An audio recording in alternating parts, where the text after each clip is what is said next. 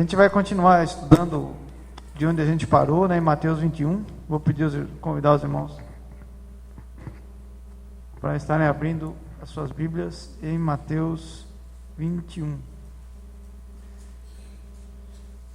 Então, nós vamos glorificar a Deus aprendendo a palavra dEle, a vontade dEle, aquilo que Ele nos tem ordenado.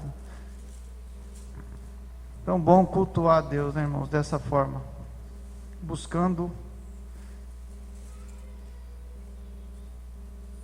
Eu me lembro de tem uma história de um missionário que já quase morto, deitado na cama, com câncer em estado terminal, né? Ele pediu para a filha dele ler a Bíblia. Aí ele falou assim: leia aí para mim, minha filha. Quero ver se tem mais algum mandamento ainda que eu possa cumprir. E é muito bom ler a Bíblia e buscar a vontade do nosso Deus. Mateus capítulo 21.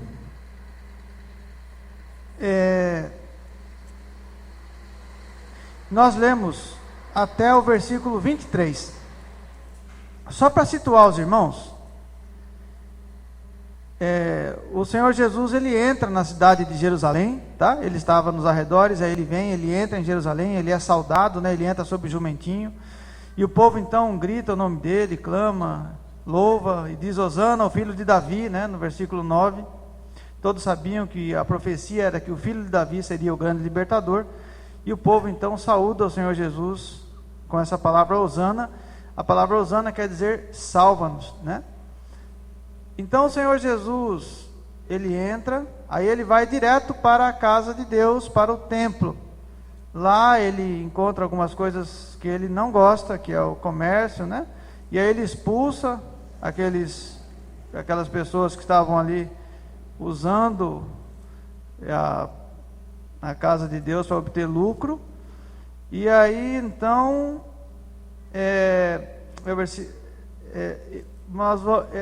ele sai da cidade, né? Ele tem fome, e aí ele vai e acha uma figueira. A figueira estava cheia de folhas, no versículo 19. E ele seca aquela figueira, mostrando que aquela religião cheia de folhas parecia muito bonita, mas que não tinha o verdadeiro fruto que Deus espera, né? Que é a obediência aos mandamentos, né? Um coração quebrantado e contrito que se inclina diante de Deus. Então ele seca a figueira no versículo 19, simbolizando esse tipo de religião cheia de folhas, né? Mas que realmente não agrada a Deus. Aí no versículo 23, agora aqui que a gente vai começar a ler. O pessoal que era o líder ali do templo, daquela religião judaica, eles cercaram o Senhor Jesus, e estando já ensinando, os príncipes dos sacerdotes dos anciões do povo, dizendo: com que autoridades fazes isto? Quem te deu tal autoridade? Então o Senhor Jesus, ele estava ali no templo ensinando. Ele já tinha bagunçado o templo, derrubado várias mesas ali, tirado aquele pessoal que vendia. E aí o pessoal chegou para ele e pergunta: com que autoridade, né? Quem que te deu essa autoridade? Quem é você para fazer isso? O Senhor Jesus, respondendo, disse: eu também vos perguntarei uma coisa. Se me disserdes, também eu vos direi com que autoridade faço isto. O batismo de João, de onde era? Do céu ou dos homens? Então o Senhor Jesus pergunta para aqueles fariseus acerca de João. Por quê? O que tem a ver João Batista com a história aqui? Por que Jesus pergunta justamente sobre João Batista? Ah, foi um acidente, né? Não tem acidente na Bíblia, tá, irmãos? Mateus capítulo 3. Então você segura 21 aberto e volta até o capítulo 3. Mateus capítulo 3, versículo 11. Então perguntaram para o Senhor Jesus de onde que vinha a autoridade dele. E todo o povo daquela região tinha ouvido a pregação de João Batista. E o que foi que João Batista falou sobre Jesus? Mateus 3, 11. João Batista diz o seguinte: eu, em verdade, vos batizo só com água, simbolizando o arrependimento.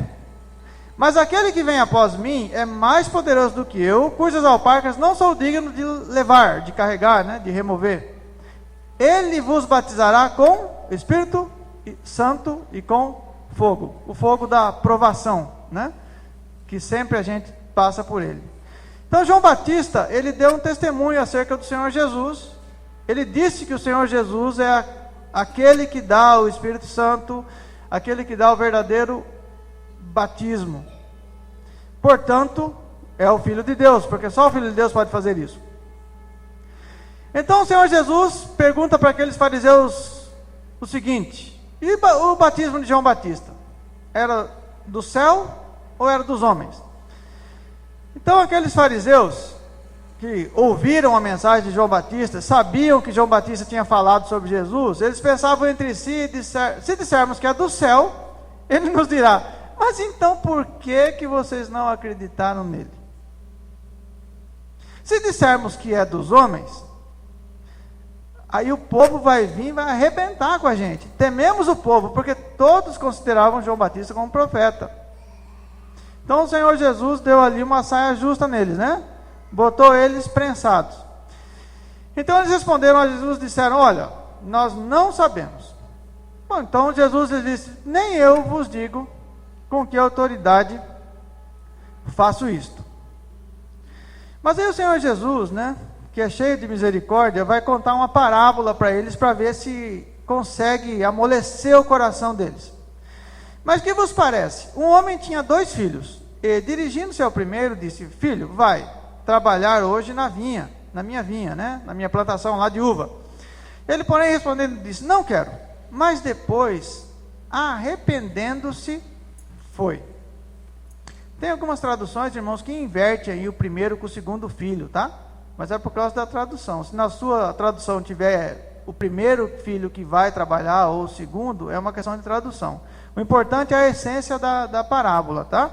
Que esse primeiro filho, ele disse que ele não ia, mas aí ele encontrou a palavra-chave de toda a Bíblia, tá? Arrependimento.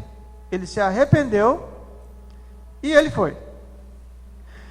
E dirigindo-se ao segundo, que parecia que era o melhor filho, que era todo obediente, né? Que era aquela pessoa que você olha assim e fala: esse é crente, né? Porque ele tinha aquela roupagem. E ele, então, o pai fala para aquele segundo filho,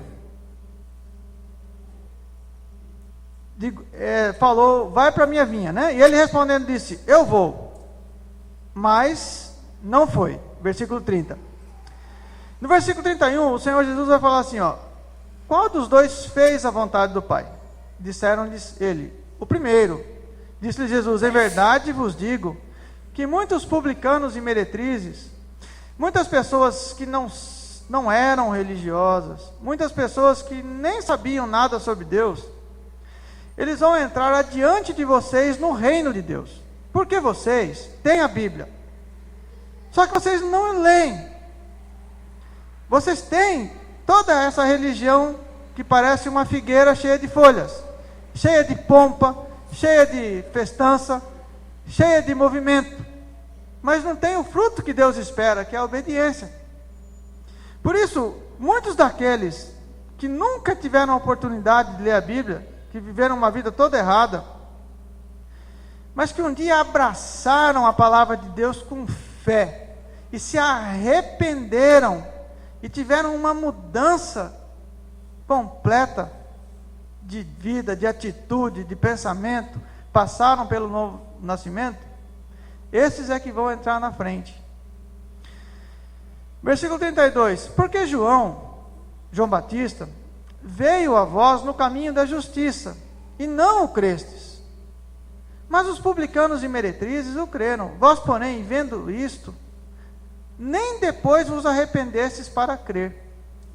Mesmo vendo tantas vidas transformadas por esse evangelho genuíno, vocês continuam apegados a obras, apegados a movimentos religiosos, mas sem o novo nascimento, o verdadeiro arrependimento. Ouvi ainda outra parábola. Houve um homem, um pai de família, que plantou uma vinha e circundou-a de um valado, né? Ele fez uma um fosso assim, em volta, que nem aqueles fossos que tem no estádio de futebol, para a pessoa não poder entrar na grama, não tem um fosso, um buraco em volta do estádio? Os homens sabem mais essa parte, né? Esse exemplo, o buraco em volta, para a pessoa não poder pular. E construiu nela um lagar, edificou uma torre, arrendou a uns lavradores e ausentou-se para longe. Algumas Bíblias vai estar escrito assim: e cercou-a de uma sebe. Tem alguma Bíblia que tem sebe aí? Palavra sebe. Sebe quer dizer cerca, tá? Muro, uma cerca. Então esse lavrador aqui, ele fez uma plantação e colocou um muro, uma cerca, uma sebe em volta. Por que Jesus dá esse exemplo, irmãos? Essa vinha aqui, ela representa o povo de Deus, tá? O povo de Deus, sempre Deus desejou um muro em volta dele, uma sebe, ou um valado, tá? Sempre foi assim com Israel, e é assim com a igreja. Então, ele construiu essa plantação, construiu nela um lagar, edificou uma torre, arrendou a uns lavradores e ausentou-se para longe. Ele deixa sempre pessoas cuidando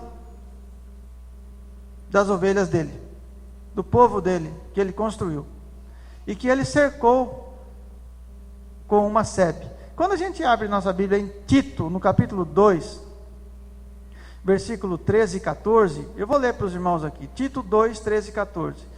Aguardando a bem-aventurada esperança e o aparecimento da glória do grande Deus e nosso Salvador, Jesus Cristo, o qual a si mesmo se deu por nós, para nos remir de toda iniquidade e purificar para si um povo seu, especial, zeloso de boas obras. Um povo cercado por uma sebe, né? Purificar para si um povo seu. Então, nessa parábola, o Senhor Jesus está dizendo que Deus edificou para si um povo seu e entregou na mão de pessoas que iam cuidar dessa plantação. Chegando o tempo dos frutos, enviou os seus servos aos lavradores para receber os seus frutos. E os lavradores, apoderando-se dos servos, feriram um, mataram outro e apedrejaram outro. Versículo 36. Depois enviou outros servos, em maior número do que os primeiros, e eles fizeram-lhe o mesmo. E por último enviou-lhes seu filho, dizendo: terão respeito a meu filho.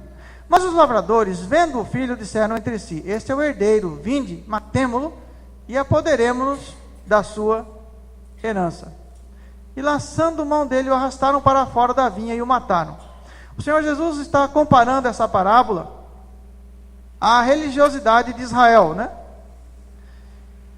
Que muitos profetas foram enviados para Israel.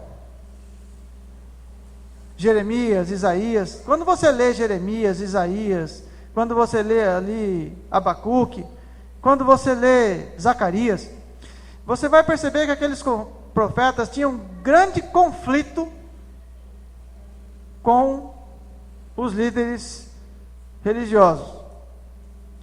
Porque aqueles profetas, eles chamavam o povo ao arrependimento, chamavam o povo de volta às Escrituras. Mas os interesses daquela religiosidade ali estava muito mais ligada à política e a valores financeiros do que o desejo realmente de servir a Deus. O Senhor Jesus, ele está citando essa parábola aqui justamente para dizer àqueles religiosos judeus que eles não estavam cuidando devidamente do templo e nem do povo. Então ele fala daqueles profetas que foram enviados e que foram assassinados por aquele povo, que era o povo de Deus, mas que estava muito mal orientado, estava muito despreocupado com as ordenanças da palavra de Deus. E aí ele fala do próprio filho que foi enviado àquele povo, e o próprio Filho de Deus foi morto por eles. Por isso ele diz aqui, no versículo 39, né? Lançando mão dele, o arrastaram para fora da vinha e o mataram. Ele está fazendo então esse paralelo, né? Porque os judeus, o povo de Deus da antiga aliança, eles mesmos ordenaram, né, a morte do Senhor Jesus. Aí o Senhor Jesus pergunta no versículo 40, Mateus 21, 40: quando, pois, vier o Senhor da vinha, quando Deus vier para julgar, né, que fará aqueles lavradores? Dizem-lhe eles: dará afrontosa morte aos maus, e arrendará a vinha a outros lavradores, que a seu tempo lhes deem os frutos. Que foi o que aconteceu. Os gentios, que somos nós, entramos na história como povo de Deus, porque Israel, que era o povo da antiga aliança, eles rejeitaram a Jesus. Então nós, agora, somos os responsáveis pela vinha do Senhor, nós que somos gentios. Nós é que agora estamos cuidando dessa vinha. Nós somos agora os lavradores, para quem Deus envia os seus profetas. É nós agora que temos que responder se nós vamos tentar matar os profetas, ou se nós vamos ouvir a mensagem acerca do fruto que o Senhor da vinha exige da sua plantação. Então aqui, versículo 42: e disse-lhe Jesus: nunca lestes nas Escrituras a pedra que os edificadores rejeitaram? Essa foi posta por cabeça do ângulo. Pelo Senhor foi feito isto, e é maravilhoso aos vossos olhos. O Senhor Jesus está citando, né, aqui o Salmo 118, 22, Isaías 28, 16, que fala dessa pedra que foi rejeitada pelos edificadores. Porque o próprio Senhor Jesus foi rejeitado pelo seu povo, por Israel. Mas uma vez que ele foi rejeitado, ele veio a ser causa de grande salvação para nós que somos gentios. Versículo 43: portanto eu vos digo que o reino de Deus vos será tirado, e será dado a uma nação que dê os seus frutos. E essa é a nossa grande responsabilidade, irmãos. Agora a vinha está nas nossas mãos. E Deus, Ele vai querer os frutos. 44. Quem cair sobre esta pedra, despedaçar-se-á. Despedaçar-se-á. Aquele sobre quem ela cair ficará reduzido a pó. Versículo 45. E os príncipes dos sacerdotes e fariseus, ouvindo essas palavras, eles entenderam que Jesus falava deles. Isso é algo muito terrível. Talvez, algum dia na igreja, você já entendeu que Jesus falava de você. Aqueles líderes fariseus, eles entenderam que Jesus falava deles. Mas a reação deles é que foi muito estranha. Versículo 46. Eles entenderam que Jesus falava deles. E olha a reação que eles tiveram. E pretendendo prender Jesus, impedir ele de continuar falando, eles ficaram com medo do povo. Recearam que o povo, porquanto todo o povo compreendia que Jesus era profeta, menos eles, que eram os principais, que mais tinham acesso à Bíblia, menos eles não conseguiam entender. Isso foi uma palavra extremamente condenatória para aqueles líderes. 40 anos depois disso, né? O general Tito vai destruir todo aquele templo e não vai deixar pedra sobre pedra da forma como Jesus tinha profetizado. Abre sua Bíblia, não fecha aí, tá? Mas vamos ler lá Salmos. Eu acho tão lindo esse salmo, irmão, que vale a pena ler. Salmo 118. Salmo 118, versículo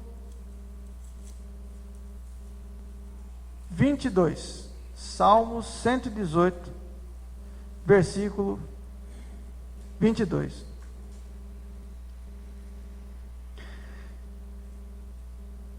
Esse salmo foi escrito, mais ou menos 1000 anos antes do Senhor Jesus aparecer lá naquele templo de Jerusalém. Então o Senhor Jesus está citando esse salmo para dizer que a profecia estava se cumprindo, como tudo na Bíblia se cumpre em detalhes, A pedra que os edificadores rejeitaram tornou-se a cabeça da esquina. Da parte do Senhor se fez isto. Maravilhoso é aos vossos olhos. Este é o dia que fez o Senhor. Regozijemo-nos e alegremo-nos nele. Aqui, irmãos, o Senhor Jesus está citando essa profecia, porque Ele é a pedra angular, principal, o alicerce sobre a qual a igreja foi construída.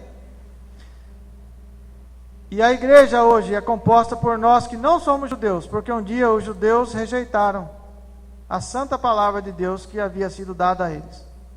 Mas existe um plano para eles lá em Apocalipse, e os judeus vão voltar ainda ao cenário profético. Quando a gente chegar em Apocalipse, a gente vai estudar isso. Mas agora vamos aqui em Mateus 22. Já continuar a leitura em Mateus 22. Vamos falar sobre uma festa de casamento que o Senhor Jesus vai usar para dar exemplo sobre a missão dele, como Messias, Redentor e Salvador. Então, Jesus, tomando a palavra, tornou a falar-lhes em parábolas, dizendo: o reino dos céus é semelhante a um certo rei que celebrou as bodas de seu filho, o casamento do filho. Enviou os seus servos a chamar os convidados para as bodas, e estes não quiseram vir. Depois enviou outros servos, dizendo: dizei aos convidados: eis que tenho o meu jantar preparado, os meus bois e cevados já estão mortos, e tudo está pronto, vinde às bodas, à festa do casamento. Por que vocês não querem vir, Eles, porém, não fazendo caso, foram um para o seu campo, outro para o seu negócio. Não se importaram, com o reino, com o casamento, com a festa. E os outros, apoderando-se dos servos, os ultrajaram e mataram. Aqueles emissários que tinham ido para convidá-los para a festa de casamento, além de eles não irem na festa, ainda eles maltrataram e mataram aqueles que estavam fazendo o convite, aqueles emissários, E o rei, tendo notícia disso, encolerizou-se, ficou muito bravo, e enviando seus exércitos, destruiu aqueles homicidas e incendiou a sua cidade. Isso foi o que aconteceu com Israel, irmãos? Israel teve todas as suas cidades incendiadas, destruídas pelo Império Romano, e eles ficaram sem país durante muitos anos. E eles só voltaram a ter um país em 1948 por um decreto da ONU, que permitiu que eles voltassem a ter um país. O Senhor Jesus está dizendo essa parábola para os judeus, porque eles não tiveram o devido cuidado com as Escrituras. Eles não conseguiram perceber a essência da palavra de Deus e ficaram cegos para a mensagem do Senhor Jesus. Isso para nós, irmãos, serve de grande alerta. Porque Deus, irmãos, Ele tem um limite de paciência. Quando você vê aqui no versículo 7, e o rei, tendo notícia disto, encolerizou-se. Esse rei aqui, que quer celebrar o casamento do filho dele, que é o Senhor Jesus, com a noiva, que é a igreja, esse rei aqui é o próprio Pai. E ele tem um limite de paciência para chamar as pessoas para o seu reino.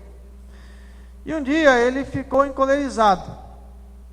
Enviou os seus exércitos, destruiu aqueles homicidas, ele incendiou as suas cidades. Isso vai acontecer.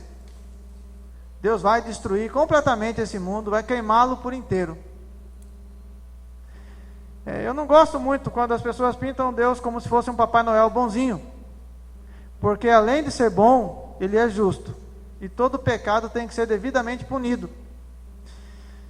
E Deus, Ele está enfatizando aqui o pecado de não prestar atenção nos detalhes, nas ordenanças e nos mandamentos, que foi o erro daqueles judeus. Versículo 8: então diz aos servos: as bodas, na verdade, estão preparadas, mas os convidados não eram dignos. Eles não entenderam o convite, né? Não entenderam o plano maior do Senhor. Versículo 9: e depois das saídas dos caminhos, e convidai para as bodas a todos os que encontrardes. Nesse todos os que encontrardes, que estamos nós, né, irmãos? Os gentios, os não-judeus, que um dia cremos no Senhor Jesus como nosso Salvador e resolvemos segui-lo. Versículo 10: e os servos, saindo pelos caminhos, ajuntaram todos quantos encontraram, tanto maus como bons. É surpreendente, os judeus, eles ficavam assustados com esse tipo de parábola, porque eles sempre acharam que eles eram melhores do que os outros povos. Mas o Senhor Jesus, ele disse que o convite agora, ele está sendo estendido para maus e para bons. O convite é dado gratuitamente a todos. Não importa qual tenha sido a conduta dessa pessoa até então. E a festa nupcial foi cheia de convidados. O rei, entrando para ver os convidados, viu ali um homem que não estava trajado com veste de núpcias. E disse: amigo, como entraste aqui, não tendo veste nupcial? E o homem emudeceu. Ele não tinha resposta. Esse homem era um penetra? Não, ele não era penetra. Ele não foi convidado? Ele foi. O convite não foi feito a todos? Foi. Então esse homem não era penetra, ele foi convidado. Naquela época, na festa de casamento, não tinha igual hoje, tem aquele convitinho, né? Se você chega na porta e se não tiver aquele, você não entra. Naquela época não era assim. Mas esse homem, ele foi convidado porque todos foram convidados. Só havia uma coisa errada com esse homem: ele não tinha o traje. Esse traje, eu não sei se os irmãos prestaram atenção na parábola, mas esses convidados que entraram na festa, eles foram sendo tirados assim dos valados, assim, da rua, tudo que era lugar, e foram sendo trazidos para a festa, com roupas sujas, todo tipo de roupa. Mas provavelmente a ideia da parábola é que quando um rei dava uma festa, ele fornecia os trajes para a festa, porque a maioria das pessoas naquele período, irmão, não tinha condição de ir numa boutique, nem tinha boutique, né? Ninguém tinha roupas bonitas assim, eram uma ou duas peças de roupa que eles tinham. Nesse tipo de festa aqui, o dono da festa, que era rico, ele concedia a roupa. Mas esse convidado aqui, ele se achou diferente, e ele achou que ele não precisava usar aquela roupa oferecida pelo rei. Eu queria que você abrisse sua Bíblia para você entender isso melhor. Em Isaías, no capítulo 61, 10.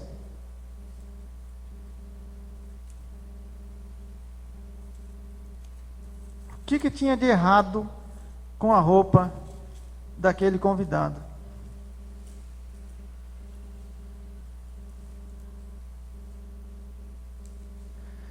Isaías 61, 10.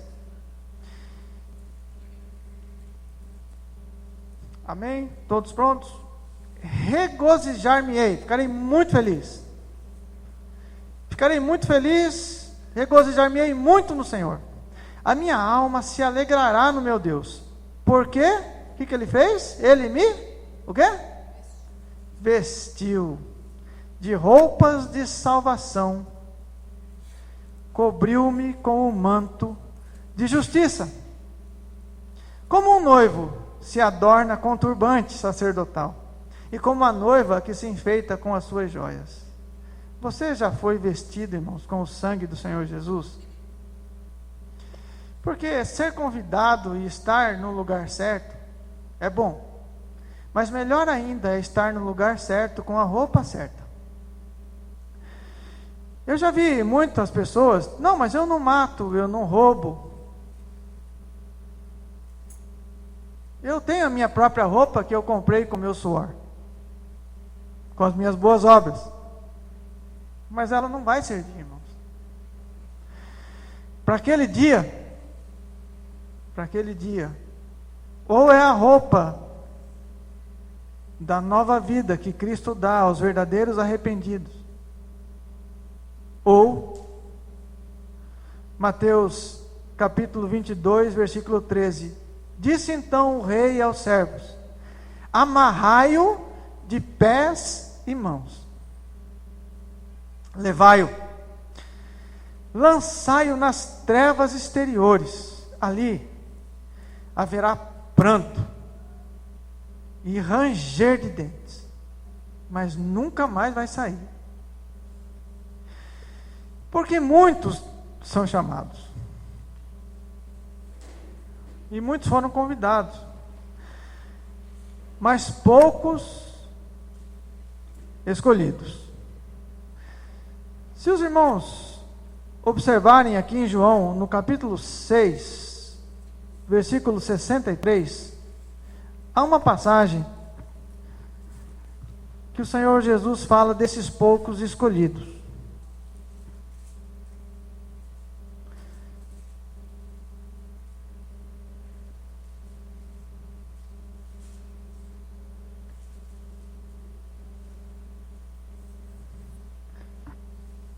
Quem que escolhe?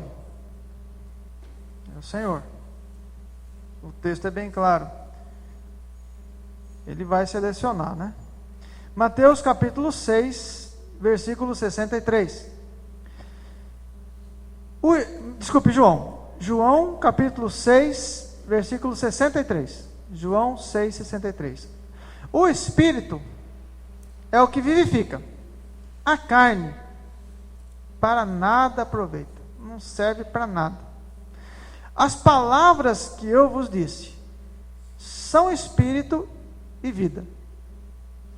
São as palavras do Senhor Jesus, escritas aqui na Bíblia, que realmente nos dão o Espírito Santo de vida. Mas há alguns de vós que não creem, nem dão muito valor a essa palavra. Porque bem sabia Jesus, desde o princípio, quem eram os que não criam. Não dá para enganar o Senhor Jesus, ele vai convidando a todos, né? Mas ele sabe quem são os dele. E sabe quem são aqueles que não creem. Ele também sabia quem era aquele que o havia de entregar, que era o Judas, o traidor. Ele também sabia, o tempo todo ele soube. Versículo 65, ele dizia: por isso eu vos disse que ninguém pode vir a mim, se por meu Pai não lhe for concedido. No final das contas, é o Pai quem resolve tudo. Versículo 66, desde então muitos dos seus discípulos tornaram para trás e já não andavam com ele. Mas o objetivo do Senhor Jesus nunca foi desanimar, pelo contrário. O objetivo do Senhor Jesus está aqui em 2 Pedro, no capítulo 1, no versículo 10, o Senhor, através ali do seu apóstolo, ele vai nos ensinar o seguinte, 2 Pedro, capítulo 1, versículo 10.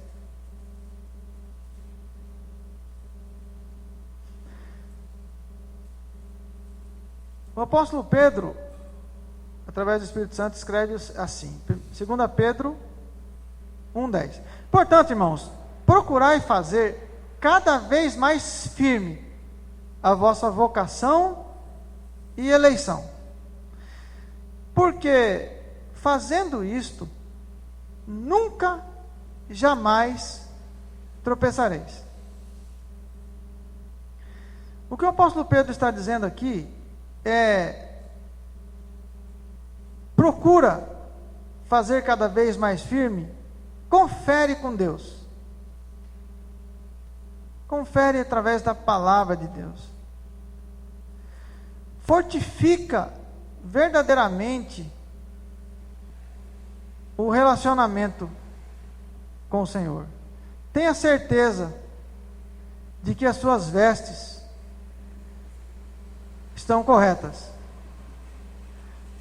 Busca sempre essa comunhão, esse estar ligado na videira, como foi falado aqui no início do culto. Porque muitos são chamados, mas poucos escolhidos. E nós precisamos